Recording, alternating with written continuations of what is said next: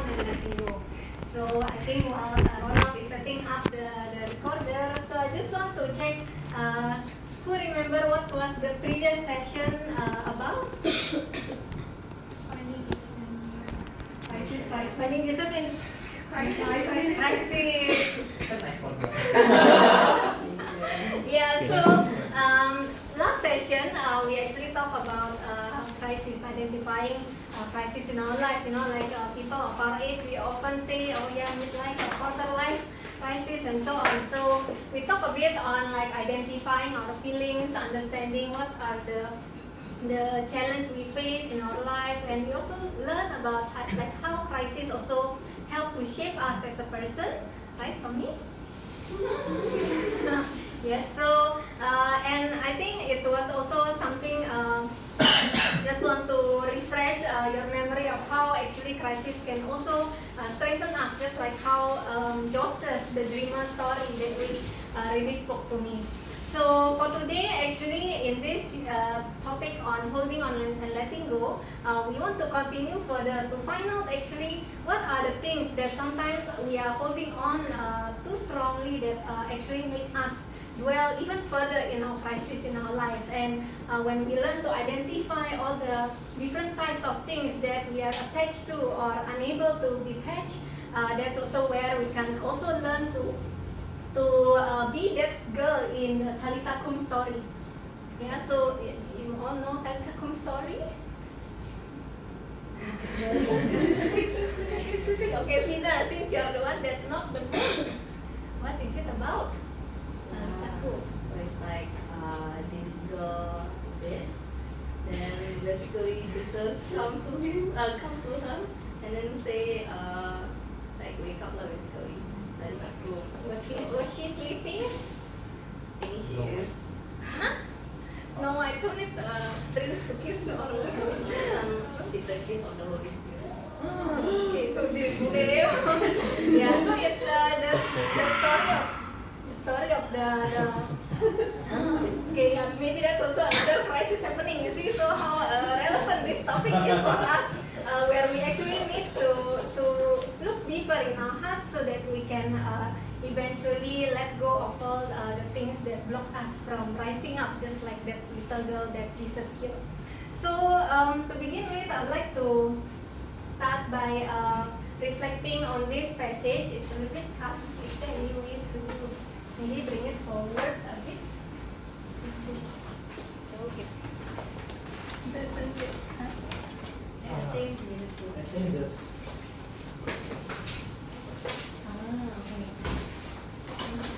Good. Thank you. Okay, try to bring it down. Bring it down.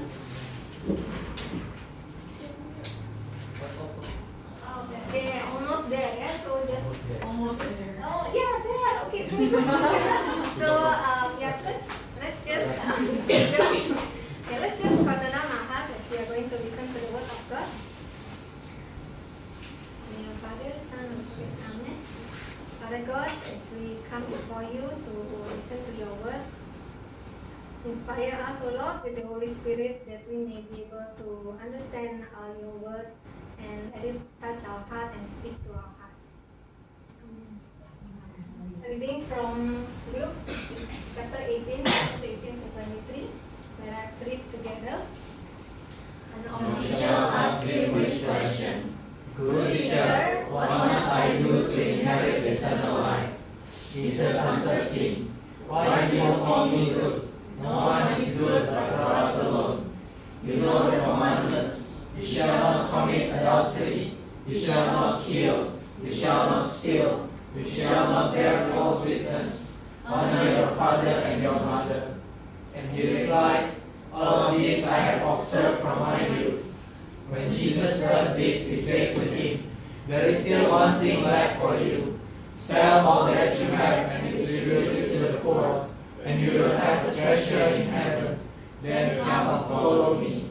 But when he heard this, he became quite sad, for he was very rich. Word of the Lord. Praise the Lord Jesus Christ. Okay. So this passage passage talks about the rich official. I believe maybe some of you might have heard this story before. It's quite recent, I think was used in a mass. And actually here Jesus was talking to the person, and then this rich man is actually asking Jesus, calling him good teacher, what must I do to inherit eternal life? And then Jesus go ahead to talk about the commandments. Do your checklist. Have you done commandment 1, 2, 3, 4, 5? Have you shall not commit adultery, shall not kill, shall not steal, shall not bear false witness, honor your father and mother. And this rich official actually was very confident, like, I've done it from young, since maybe baby I already started doing all this, which maybe for some of us, or even for me, it's not even easy, like to always honor your father and mother since young. I think when I was young, I was quite rebellious also. But this young man actually is so confident. Yep, I have done this. I have committed to all these commandments since young. And then when Jesus heard this, funnily Jesus actually added on one more criteria. Then he asked again, there's still one thing left for you that you may have missed this out. And Jesus said, sell all that you have and distribute it to the poor, and you will have a treasure in heaven. Then come, follow me. Now imagine if you are the rich official, how would you feel? Maybe, okay, I still have the filling paper from Tommy last week. So maybe Irene, what would you feel? Just 2 words. Burden. Feel burdened. Devastated. Okay. Disappointed. Okay, ingat dulu. How about Nia? Okay, look into these are the feeling words. What would you feel being like the official? Miserable.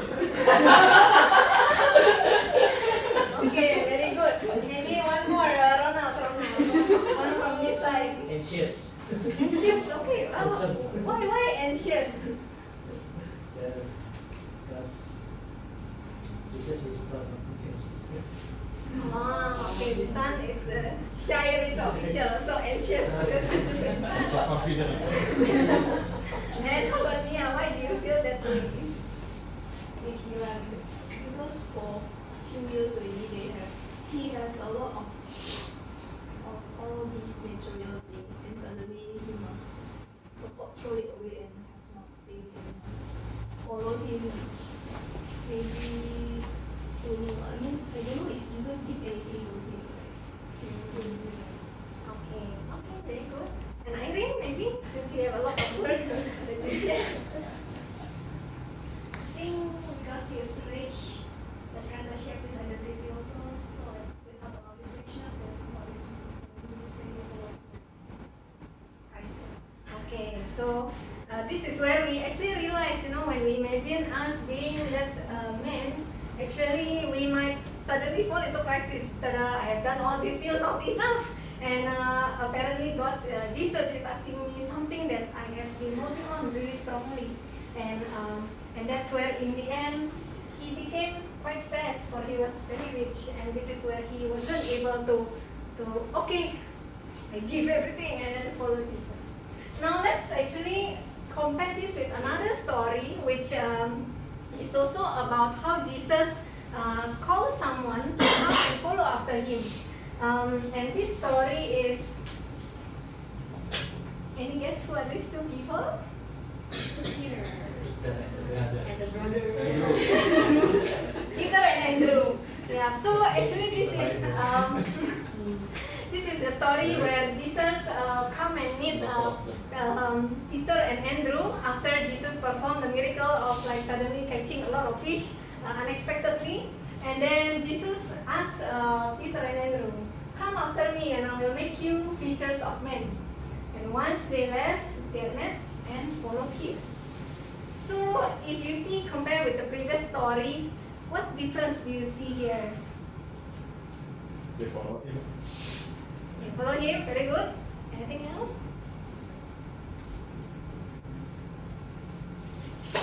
Okay.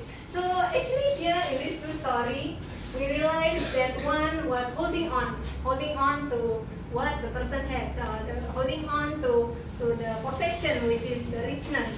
While on the other side, actually, Peter and Andrew actually was able to let go of their possession of being fishermen, which is the nets and as well as the fish. Like he was holding on to the fish, maybe he was just throw the fish. But actually, as we compare these two, this is where we actually realize that the rich man was actually both the left and the right. Actually, both of them know Jesus. They have this rich man was previously also heard about Jesus' miracle, healing the sick. While for Peter and Andrew actually also know Jesus, that Jesus really suddenly bring all the fish, and both of them know the great power of Jesus. But why one follow and the other doesn't? So actually, before this happened, Jesus was actually telling to the crowd that about the children. So before the rich official come to Jesus, actually what happened is Jesus said, "Let all the children come to me because kingdom of God belong to all this." And so these rich officials is actually have motive actually that if children can, I also want, and he come with different motives versus Peter and Andrew, where actually he's looking for that affirmation from God. And because of that, when Jesus asked the things that he needs to do from the commandments until to sell his possession, actually Jesus noticed this one thing, that he felt there's something that is blocking this rich man from following God. So that's why Jesus asked another question, and in the end he wasn't able to let it go because he was too attached to his pride and really exactly what Iris said, his desire for success. And that could also mean same thing for us. It doesn't mean like, okay, today everyone in email sell all your possessions now, give me your phone and all that. But it's really about have we ever looked into our heart, whether have we been attached to something that blocking us from following God? Has we been able to give up our pride or our desire for success for the Lord? Now we look into Peter and Andrew, and maybe when I first read this, I thought of course lah, this one can just let down. It's only land and fish lah, so cheap compared to the rich. I think I will also let go. Yeah, but actually through the journey of getting to know Jesus, that's where actually Peter and Andrew was able to let go what they have been used to do. They have worked as a fisherman for the longest time, and then now suddenly someone come and ask you to just leave. And not only leave their job as a fisherman, but also leave their family. So after that, he also left the father and come and follow Jesus. So that's where actually we see the difference of how they were willing to let go their attachment and surrender to whatever God is calling them to be. And for us now in this life that we live in this era, maybe none of us are fishermen anymore. We have a lot of IT, we have a lot of engineers, we have teachers, and many other jobs that we hold. We have different level of richness. Maybe some are crazy rich Asian, some for me more a crazy poor Asian. We have different kind of level of richness. But so that one also craziness. And then let's understand more actually what are the other things aside from really money, like this story. What else can be an attachment to us? And maybe some of us may question is attachment really wrong? So attachment is emotional affection or dependence, and it can be to material things, it can be to person, or it can be through a real or illusory object. And some of the examples is of course money, career, gadgets, partner, spouse, parents, friends, people that we love, we are close with. And it can also be attachment to food, entertainment. Sorry? You need to sell all you have, so you need to sell Toby. Okay. And it can be our hobby hobbies, or it can even be holiday, because that's where like we have emotional dependence. Like when we eat, it brings us joy, and sometimes that's where we are attached to certain food. Like for example, Tina attached to ayam penyet. Every time she see ayam penyet, her eyes like glowing in happiness. Like that's where like we do have certain attachment. But are these wrong? Actually, when like what Tommy pointed, like I'm attached to Toby. Should I just go detachment 100% by Toby? Like then, okay, hello, yeah. And actually, God called us to deep attachment, relationship, and commitment to your spouse, to your parents, to respect our parents, and later on to our children. And it's also not wrong to have some money. We need them to sustain our life. And however, there are also different types of attachment. That is the illusory one, which is actually our ideas, our wants, and also values, the way we do things. And because we are human and God created us uniquely, we have different point of view, we have opinion that sometimes we are attached to, because of course that comes from our hard work, and it's fine. But the problem comes when we go back into our fallen nature as human. Sorry, am I blocking you? That sometimes it's easier to have the tendency to get attached to person or things that may not always be necessarily helping us for our salvation, and even blocking us from the joy that God has promised us. So that is actually called a disordered attachment. So disordered meaning it's already unreasonable at the level that is not healthy anymore. So it's actually an emotional dependence that prevents us from following God. And it is something that actually stands in the way of us praising and loving and serving God, especially when we are faced with decision. So is it, for example, you are faced with decision whether you want to continue to enjoy the hobby that you love, or eat ayam penyet as much as you love, versus when suddenly you get called to help others who are in need, or when suddenly your parents need your urgent help. So that's where actually when we decided to like, okay, never mind, I still want to enjoy this first, this is what I love. That's actually an example of a disordered attachment.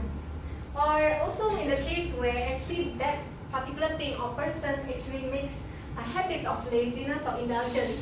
Like for example, like even sleep, it can be a disordered attachment when we decided to like, just never mind, I love sleeping, it gives me the joy and restoration, which is actually correct, because the sleep gives us the break, gives us rest. But when we use sleep to find excuse to skip our responsibility, to just keep our work and let go of what we are called to, which is to be a good steward at work, that's where it has become a disorder.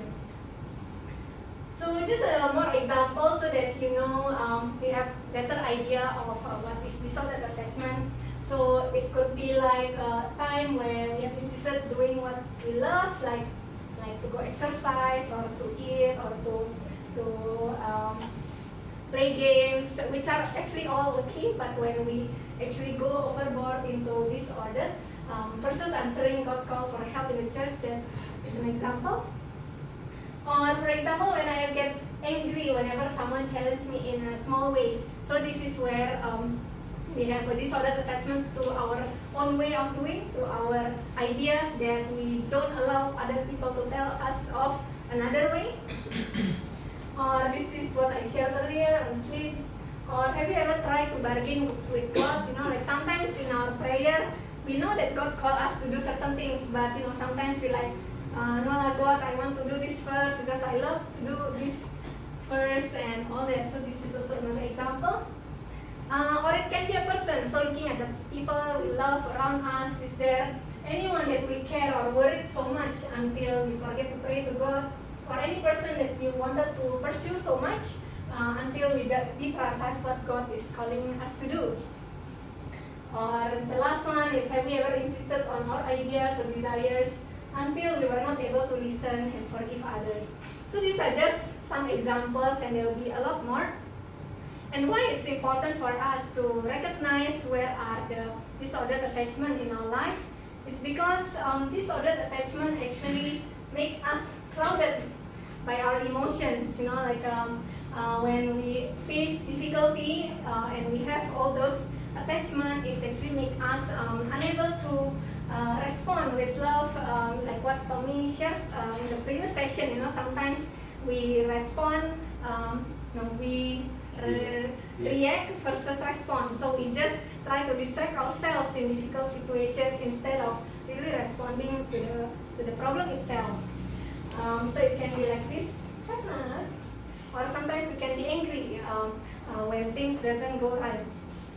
And this is also will block us from the ability to move on, to be able to rise up from our brokenness, and it makes us just dwell in the difficulty that we face.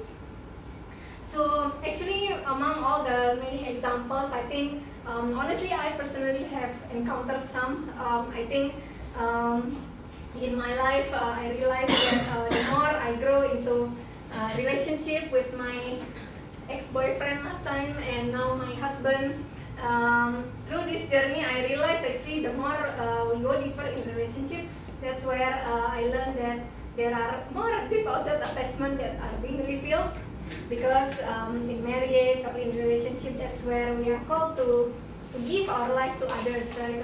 And to submit to each other and to learn to understand each other. And that's where I realized, oh, actually there are a lot of things that my way that now I have to adjust to the way of the other person. And me and Toby, which is my husband now, we have very different point of view, different personality. We come from different family, and sometimes that's also where I realized that I have a lot of attachments to not only values, ways of doing, but also even simple thing of how you clean the house is also different. And sometimes I'm very attached to how I want the house to be clean, and then he do it differently, and it makes me angry. Like all these simple things. And actually, one area that one of the key ones that I was feeling very attached to in the wrong way is actually my disordered attachment to friends. And for me, actually, I grew up in a family with brothers and brothers. So I have older brother and younger brother. So I have grown surrounded by men. And actually that makes me also, as I grew up, it makes me to be someone who is easily make friends, especially male. And actually that's where I realized that I enjoy having friendship with another gender, not really more towards like going deeper into relationship or what, but really friendship. I enjoy having friends, and somehow I find it easier to connect with men, especially during my university years. I have some, quite a lot from the senior batch and also in my batch where I connect so well with male friends. And I also felt emotionally attached to them, especially I love like having a one-on-one chat with them, because that's where, like, sometimes talking to guys helps you to be more logical, because I'm very emotional. And also helping to give a different point of view, and at the same time they comfort you really well because I'm a girl and the other is men. But after that, actually I realized that as I entered the relationship with Toby, the struggle I face is also on the time and priority. I like to go out having dinner with friends, and like, of course, in any relationship, imagine if your partner go out one-on-one with another gender, you will of course be angry, right? Or like maybe you'll be suspicious first or anxious. And that's where like I started to struggle, and I find it's like a mini crisis that I face, because like I enjoy talking to them, but then I know that if I do that, I will also make Toby hurt. And a lot of times, like in the battle in my heart, sometimes it makes me dwell in the sadness, like the sadness, because like, oh, I wish I can have them as my friend, and then slowly actually, because they also know I'm in relationship, slowly they also like put a distance, and it made me feel in a way lonely, you know, like yeah, I realized human wants so greedy, right? Already get a boyfriend, but still want more friends, like never satisfied. And I think that's also something that I face. Like, oh, I wish I can still meet that person, meet that guy, because he gave good advice also to me, and I felt like sometimes in the mood of blaming, like sometimes, yeah, I feel like I still have the right to make friends, but then like yeah, because Toby lah, but how lah? But I also know Toby, but then I also want to be their friends, you know, like in this confusion. Ex-boyfriend. Yeah, no ex-boyfriend. I conquer. Yeah, so that's where I realized when I dwell in that so much, I was unable to move on in my relationship because I was still holding on too much. And actually that's where, like, along the journey, me and Toby faced a lot of challenges, conflict, not only with these male friends, but also because I realized I want a lot of things in my life. I want to go out with my male friends. I also want to go out with girlfriends. I also want to do dance, exercise. I want to do well in my work.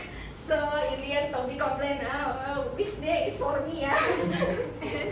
and that's where I realized, like, oh, there are so many things that I want in life, so many things that I want to achieve in my life as a person, and through that struggle of relationship and finally getting married, that's where actually I also learned, you know, like that that in marriage we are really called for sacrifice, for priority, and really understanding where God is calling us. And I think what also really helped me to overcome this disordered attachment was also through these few steps, which is yeah, and sorry I forgot this one. Yeah, and we wish detachment can be as quick as singing the Let It Go song, let it go. But actually it's not the case. It's a process, it takes time. And I went through this process where I started to really deepen my relationship with God, to understand actually what God wants me to do. To make friends with my male or even female friends, I don't think it's something wrong. It's okay, it's human, we need friends. But is it what God is calling me to do at that time, in this time where I was preparing for my marriage also at that time? And the more I spend time in prayer, the more I ask God, somehow there is always affirmation that God wants me to, like, focus on loving Toby. It's already difficult enough. It's already enough for you to manage at this time. Focus on one, and that's where also every time I had differences or conflict with Toby, you know, the easiest way is, okay, this is the time where I need a friend to talk for me to talk to. But again, God say, like, forgive, and God said, love others. Love is patient, love is kind, and He used this love is patient, love is kind so often that really struck my heart, and consistently God really affirming me in that direction.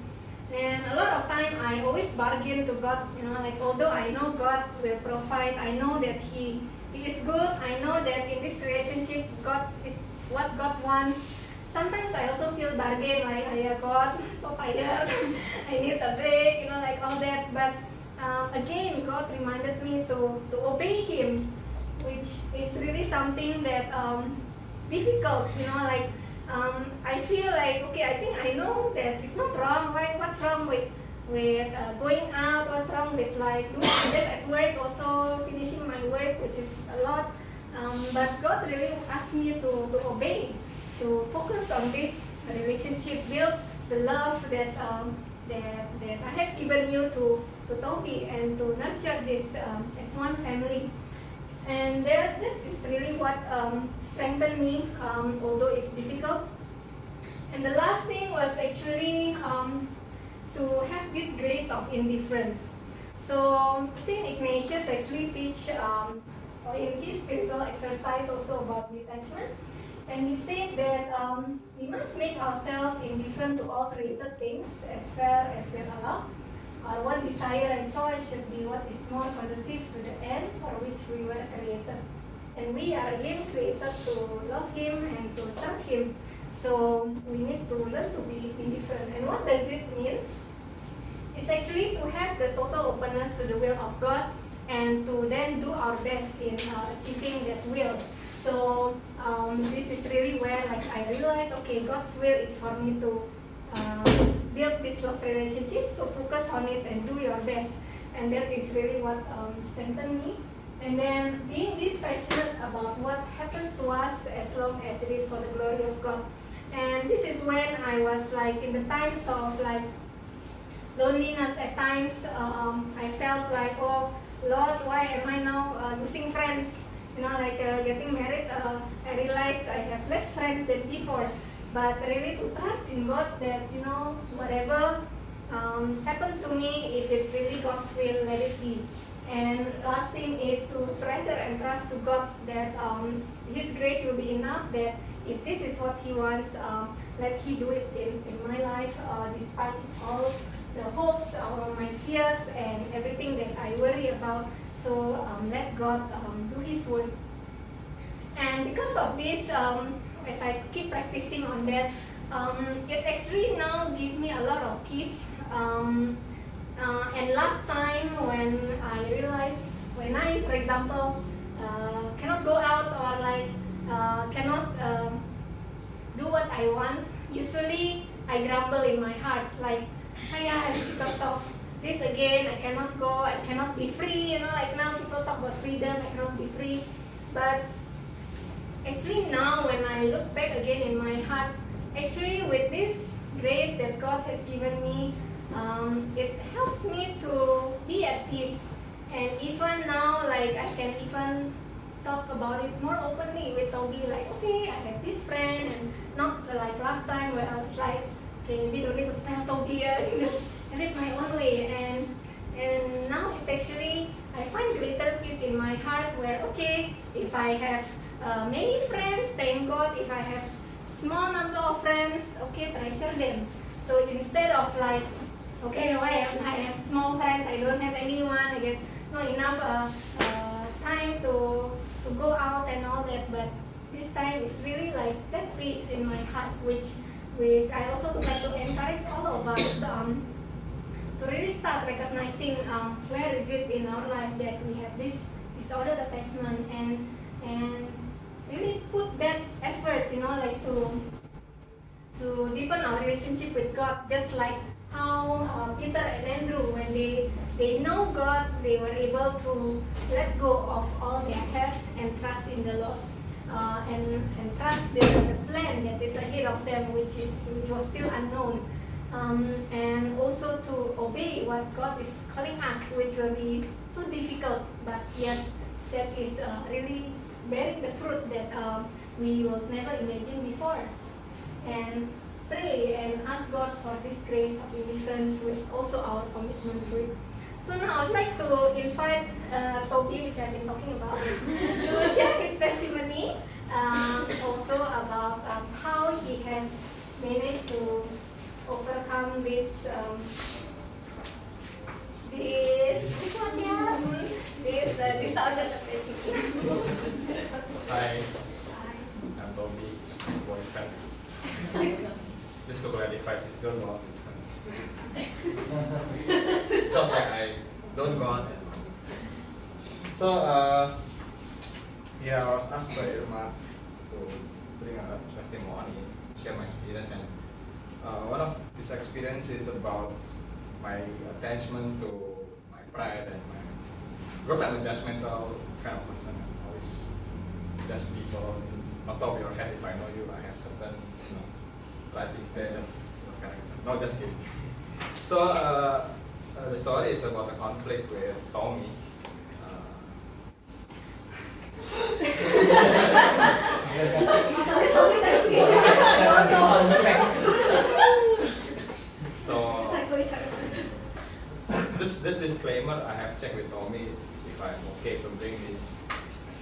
experience, to share this experience with you guys and say he says okay.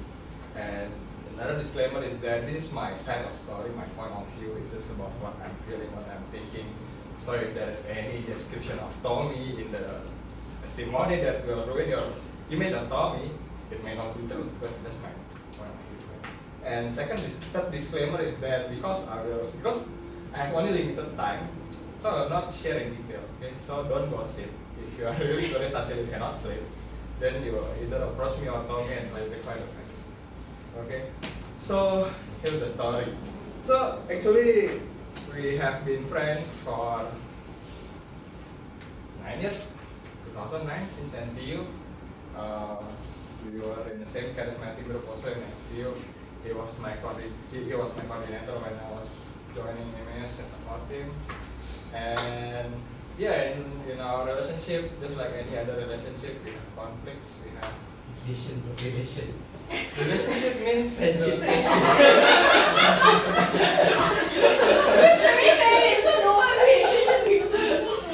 relationship is the norm. So where was I? Don't distract me. Sorry. So yeah, we have a lot of conflicts because of misunderstanding, because we have different idea, we have different way of doing things. Basically, we are two opposite kind of people. We have different way of thinking, we have different way of doing things, different ideas, so on and so forth. And we also have a lot of reconcile along the way. So one of the latest conflict that we had is when I was the coordinator. So I was the previous coordinator of MES. Now no more temporary, so happy. And at the time, he was my predecessor, so I took over from him. And because we have a disagreement, I think, in how we should structure the community, I created a cell group in certain way. And I think he decided to leave M-House at the time, to leave M-House at the time. And he and some of the people left the groups and created another cell group. So for me, it's painful because I'm creating a cell group. Why you create a cell group in another place? Somewhere you're the ex-coordinator, you should be supporting and stuff like that. And to make it worse, at that time when I took over from him, a lot of people was leaving MS because they move on with their life. Some of them get married, have children, some go back to Jakarta. And so a lot of seniors that I feel need to be there to help us journey together. So it's a difficult time. I feel betrayed, I feel hurt, I feel what's the paper again? I have a lot of feelings, and it's very. It makes the action that he did at that time, which I understand later on is for a good cause after we leave Bangsa, makes me feel that prejudgment, because he don't like the way I do things, so he protests like a Protestant, so he quit a new church, so new church. And it makes me think I cannot trust him anymore. I become skeptical to him. He's still in the ministry, he's still serving as a reading session as a teacher. And sometimes in his teaching, I become very skeptical of his teaching. Whether his teaching is backed up by his own life, his own experience, stuff like that. And it's quite a struggle for me to have someone in my community, and I'm as a coordinator.